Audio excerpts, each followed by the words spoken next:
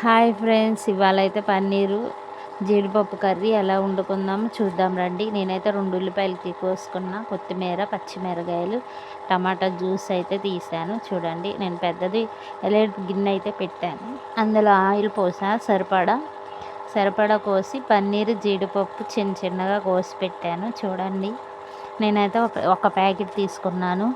ఫంక్షన్లోనే కదా మనం ఎక్కువ తినేది, కానీ ఇళ్ళల్లో మనం తక్కువ కదా వండుకుండేదని నేను ఈసారి వండుదామని తీసుకొచ్చాను. జీడిపప్పు పన్నీరు చాలా బాగుంటుంది.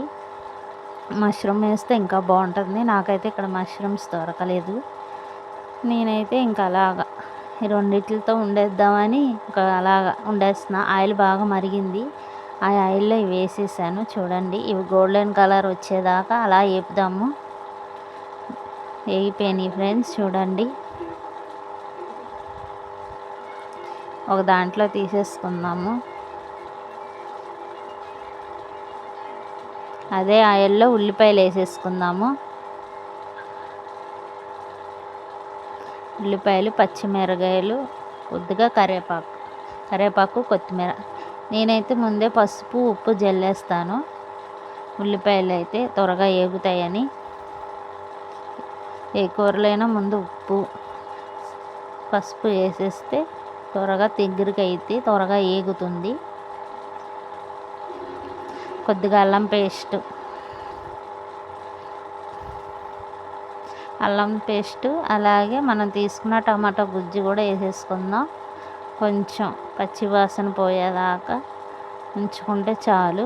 ఆల్రెడీ అది గుజ్జే కాబట్టి త్వరగానే ఉడికిపోతుంది. చూడండి, టమాటాలు అయితే మనం కొద్దిగా మెత్తగా అయ్యేదాకా ఉడకపెట్టాలి.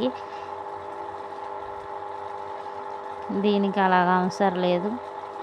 ఇంకేంటి ఫ్రెండ్స్, మీరైతే ఏం వండారు? ఈ పన్నీర్ కూర మీరు కూడా ట్రై చేసి ఎలా ఉందో నాకు కామెంట్ చేయండి. ఇప్పుడు జీడిపప్పు, పన్నీర్ వేపిని కూడా కలిపేద్దాం అందులోనే. దానికి సరిపడా కారం వేసుకుందాం. నేనైతే నా కొలతల్లో వండుతున్నాను. మీకే ఎక్కువ తక్కువ కావాలంటే చూసుకొని వేసుకోండి. చపాతీలోకి అయితే బాగుంటుంది ఈ కూర. చపాతీలో కొద్దిగా కారం తక్కువ వేసుకోవాలి, రైస్లోకి కొద్దిగా ఎక్కువ వేసుకుంటే బాగుంటుంది.